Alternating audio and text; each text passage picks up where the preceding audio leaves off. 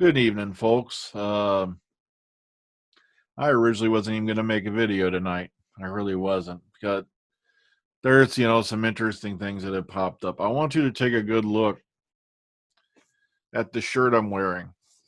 Let me give you a quick look at it. Simply one of the fellow creatures who walk our planet, the chimpanzee. I've owned this shirt for several years. Yet tonight will probably be the last time I wear it. And I'll explain why if you hang around to the end of the video. And it just saddens me. You may want to ditch out too, because I'm going to use some frank language when I get to the end. Okay, so I'll warn you before I get there. Let's get into it. Let's get onto it. Let's get to the stuff you're here to, you want to see. I'm sorry if I don't sound so enthused, but you'll know why in a few minutes. Two lost Doctor Who stories from the 1960s are being revived for fans as cartoons. Now, you know how I am about the Mirror, but there's one person at the Mirror above most that I'll trust, and that is Nicola Methvin. Now, she's probably one of the few reasons I would give this story any credibility because, this person tends to be rather accurate with the stuff they present. Why they're working for the Mirror, I don't know. Now, apparently, two Doctor Who stories are set to be revived by fans. Well, I don't know if that, because if it's being revived, well, after the original footage that aired in 67 was wiped by the BBC. See, that's the part that's confusing. It says here being revived for fans. Then it says being revived by fans. I think this might be a BBC production. I don't know yet. Because they didn't really give many details in the article that I can find. But this is what you do get. Now, two lost Doctor Who stories from the 1960s are being revived in animated form. Original tapes of 1967, The Evil of the Daleks and The Abominable Snowmen, starring Patrick Troughton as the second Time Lord, were wiped by the BBC. Now, no copies have been found, so the BBC commissioned animation teams to complete the stories using background recordings or soundtrack recordings and photos. Now, only one episode of each story is known to exist, with episode 2, The Evil of the Daleks, being found at a car boot sale in 1987, and between 67 and 78, the BBC routinely deleted programs to create more archive space, and as a result, 97 of 250, the first 253, as a result, 97 of the first 253 episodes of Doctor Who went missing. Now, let's scroll down. Now, Evil of the Daleks was shown in Australia, Hong Kong, Singapore, and New Zealand, while Abominable Snowmen was sold to the same countries, plus Gibraltar, Zambia, and Nigeria, but no copies of the series have been recovered. Other lost stories have been animated to acclaim, in recent years. Now, a source said, quote, "It's a clever way of recreating these lost treasures. Die-hard fans from yesteryear plus a new generation of Whovians will be super excited." Now, it claims that this latest top-secret project aims to air the missing stories in 2021. Now, it's possible because they do have pretty much all the original audios, thanks to people who, audio recorded the TV programs back when they first aired. Plus, some, if I remember right, some of the original audio tracks were known to still exist. Plus, we've seen it happen before with various stories, like Faceless Ones, and whatnot. So it's not beyond belief because they've been really popular in helping to fill that missing gap that we had because of all this. Plus, there were episodes that were just plain taped over because videotape was incredibly expensive back then, and some of the episodes were on videotape. They just went ahead and recorded over crap, which was another big mistake but then again, back then, nobody thought, okay, who's going to care in 20 years? It's nice to see, look, this could possibly be happening. Like I said, if it was any other person writing this article, I'd label it as highly dubious. So we're going to have to keep our eye on this. Who Gate returns for you folks who have been around for a while. I listened to this today. This is a nice little video clip they put together for the Big Finish audio Out of Time. And I guess this is the first of a trilogy, if I remember right. I'm going off the brain noggin here. But it's going to be a series of stories. This time they're pairing David Tennant with Tom Baker. It's a pretty good story. It's only about an hour long. But hearing Tennant and Tom Baker together was an incredible experience. And it really, really cheered me up after the bullshit I've been through for the last few months. So if you want to watch this video clip, it's basically paper dolls recreating, some events in the story along with the trailer. just give it a watch if you want. Okay, Peter Capaldi, as we all know, for you folks who have been around this week, it's been a long time. Me and the guys were sitting there thinking, okay, they shaved his head. He's kind of a lanky guy, kind of wiry. So we figured it's got to be DeVoe the Thinker. And sure enough, it's been confirmed this week. So it's going to be rather interesting in seeing, Capaldi matched up with all these other stars like Idris Elba, just to name one who blows my mind.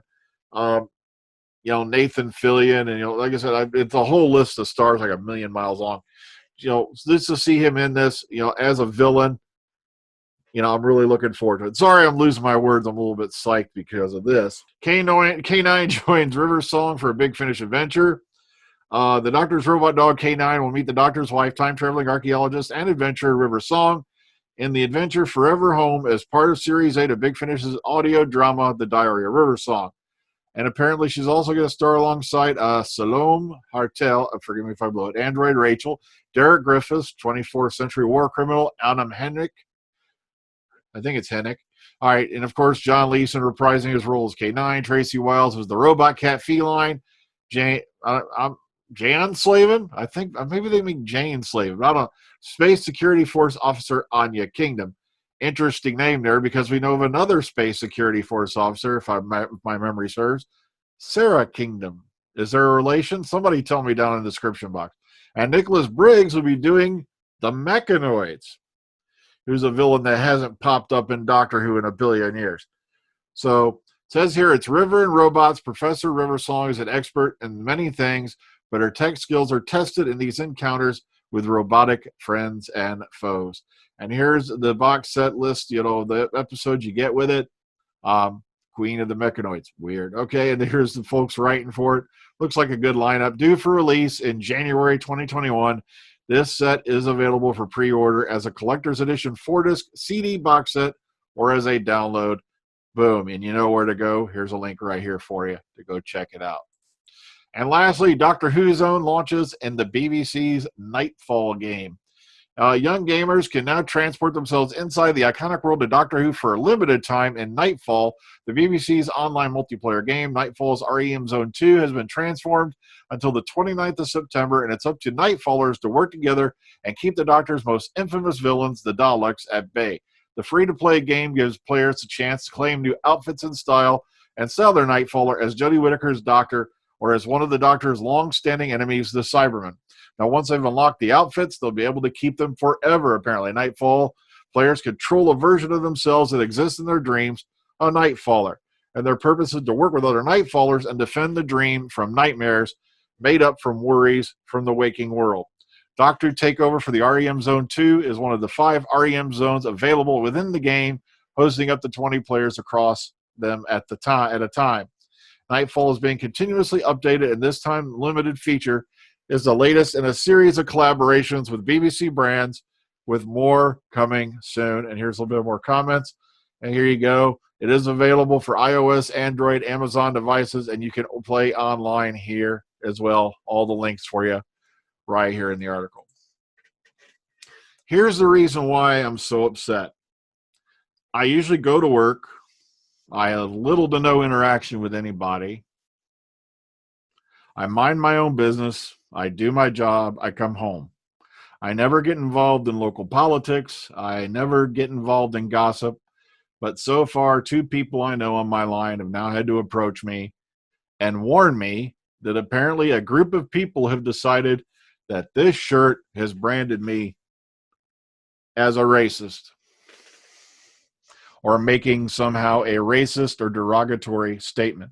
They've never come to me, because that's how people come at you. It's kind of sad when people who probably didn't give a fuck whether you existed a month or 2 ago are now coming at you for a shirt you've worn to work dozens of times over the last couple of years.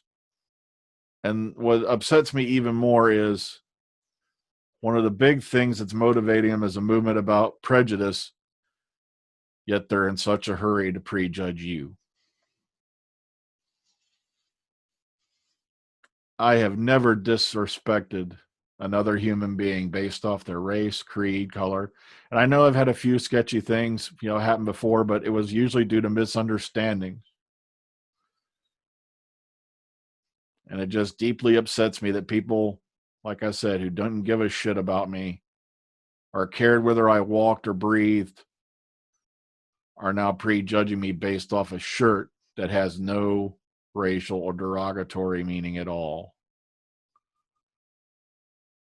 It's a picture of a chimpanzee. That's all. And as I told a friend of mine at work today, what's going to be next? I can't wear my shirt with the frog on it because French people might be offended. And sadly, this is the society we live in. And it really breaks my heart that people have prejudged me when I've never prejudged them.